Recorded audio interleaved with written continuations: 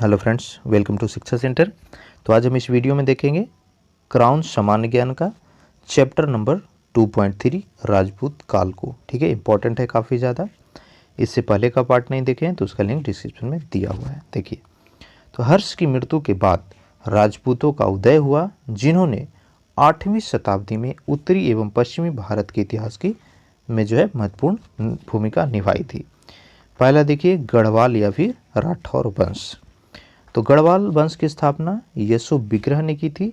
इसका पुत्र महिचंद्र एक महत्वपूर्ण शासक था। चंद्रदेव यह महिंद चंद्र का पुत्र था, जिसने उत्तर भारत में महमूद की अनुपस्थिति में राष्ट्रकूट राजा गोपाल की हत्या को हराया। इसकी राजधानी बनारस थी।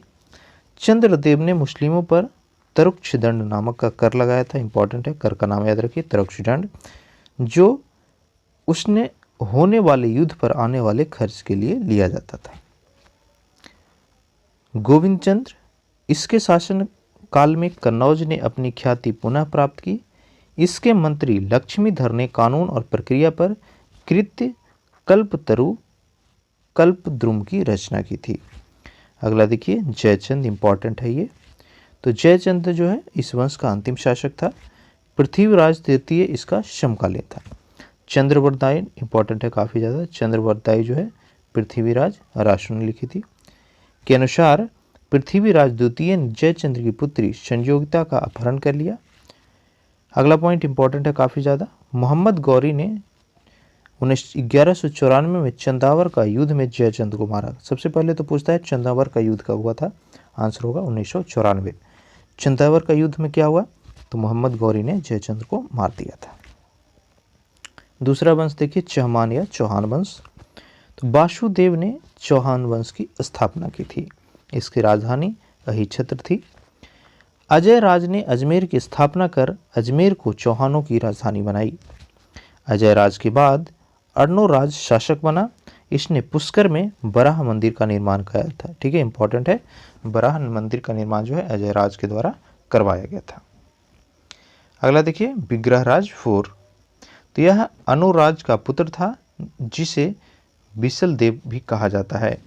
इसने हरिकेली नाटक की रचना की। इसके दरबारी कवि सोमदेव ने ललित विग्रहराज की रचना की थी। विग्रहराज 4 ने अजमेर में एक संस्कृत मठ का निर्माण करवाया, जिससे आज 2.5 दिन का झोपड़ा के नाम से भी जाना जाता है। 2.5 दिन का झोपड़ा जो है एक मस्जिद है, जिसका निर्माण कुतुबुद्दीन ऐबक ने करवाया था। इंपॉर्टेंट याद रखिए, 2.5 दिन का झोपड़ा किसने बनवाया था, कुतुबुद्दीन ऐबक ने। इसकी दीवारों पर ललित विग्रहराज की पंक्तियां जो है आज भी उत्कीर्ण है। अगला देखिए, पृथ्वीराज चौहान तृतीय। इसने चंदेल राजा परमादेदेव को पराजित किया। इसको राय पिथौरा भी कहा जाता है। चंद्रवरदाई जैनक इसके दरबारी कवि थे। जैनक ने पृथ्वीराज विजय की रचना की। पृथ्वीराज चौहान तृतीय ने मोहम्मद गौरी से 2 युद्ध किए। ठीक है, कौन कौन सा, पहला तो देखिए बैटल ऑफ तराई का फर्स्ट, ठीक है, यानी तराई का प्रथम युद्ध याद रखिएगा 1191 में हुई, जिसमें जो है मोहम्मद गौरी पराजित होता है। दूसरा होता है 1192 में। इसमें मोहम्मद गौरी ने पृथ्वीराज तृतीय को हरा देता है और उसे मार देता है। इस युद्ध के बाद चौहानी की जो शक्ति है वह समाप्त हो जाती है और तुर्क राज की स्थापना हो जाती है। अगला वंश देखिए, सोलंकी। तो गुजरात के चालुक्य यानी सोलंकी वंश का संस्थापक मूलराज वन था। इसकी राजधानी अहिलवाड़ थी।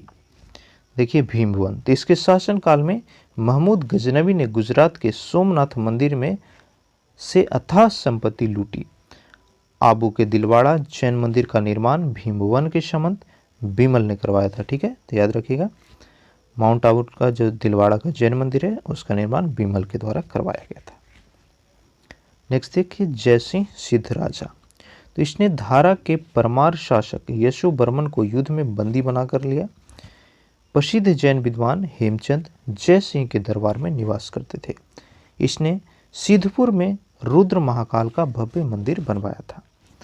मूल राजवन द्वितीय है अगला। तो इसके शासनकाल में मोहम्मद गौरी का भारत पर आक्रमण हुआ, जिसमें उसे पराजय मिली। यह गौरी की भारत में पहली पराजित थी। ठीक है, तो पहला बार मोहम्मद गौरी किसके शासनकाल में जो भारत में पराजित हुआ तो होगा मूलराज द्वितीय। इंपॉर्टेंट लाइन है। अगला देखिए, भीम टू जो है इस वंश का अंतिम शासक था। मुडेरा का सूर्य मंदिर का निर्माण तो यह भी जो है सोलंकी शासनकाल में हुआ था। अगला है परमार वंश। तो मालवा के परमार वंश की स्थापना उपेंद्र यानी कृष्ण राज ने की। धारा परमार वंश की राजधानी थी। राजा भोज इस वंश का महत्वपूर्ण शासक था, जिसने अपनी राजधानी उज्जैन से बदल करके धारा कर दिया था। राजा भोज की उपाधि कविराज थी। उसने भोज चंपू, श्रृंगार प्रकाश, शब्दानुशासन आदि पुस्तकों की रचना की। उसने चित्तौड़ में त्रिभुवन नारायण मंदिर की भी स्थापना की थी। नेक्स्ट वंश है चंदेल। देखिए, तो नन्नू ने खजुराहो के समीप बुंदेलखंड में चंदेल वंश की स्थापना की। बागपति का पुत्र जय शक्ति एक प्रसिद्ध शासक था और चंदेल राज उसी के नाम से जेजा भुक्ति के नाम से जाना जाता था। चंदेल अपनी कला के लिए विश्व विख्यात है। चंदेल कला केंद्र कहाँ पर है? कालिंजर यूपी में और खजुराहो छतरपुर मध्य प्रदेश में। देखिए, चंदेलों ने खजुराहो में करीब 30 मंदिरों का निर्माण करवाया। ये मंदिर जैन व ब्राह्मण धर्म से संबंधित हैं। यहाँ एक भी बौद्ध मंदिर का निर्माण नहीं हुआ। इंपॉर्टेंट लाइन है। ठीक है, चंदेलों ने जो 30 मंदिर बनवाए उसमें एक भी जो है बौद्ध मंदिर नहीं है। राजा धंग द्वारा निर्मित विश्वनाथ मंदिर खजुराहो का सबसे अलंकृत मंदिर है। धंग ने जिननाथ एवं बैजनाथ मंदिर का भी निर्माण करवाया था। कंदरिया महादेव मंदिर एक अन्य प्रसिद्ध मंदिर है। अगला देखिए, कलचुरी या चेदी वंश। तो चेदी के कलचुरी ने अपनी राजधानी मध्य प्रदेश के जबलपुर के निकट त्रिपुरी में बनाई। कोकल प्रथम इस वंश का पहला शासक राजा था या शासक था। अन्य शासक युवराज के दरबार में राजशेखर ने कुछ समय तक निवास किया था। नेक्स्ट देखिए, कर्णदेव। ठीक है, तो इस वंश का सबसे शक्तिशाली राजा कर्णदेव ही था, जिसने कलिंग पर विजय प्राप्त की और त्रिकलिंगाधिपति का उपाधि धारण किया। उसने बनारस में कर्णमेघ नामक शैव मंदिर का भी निर्माण करवाया था।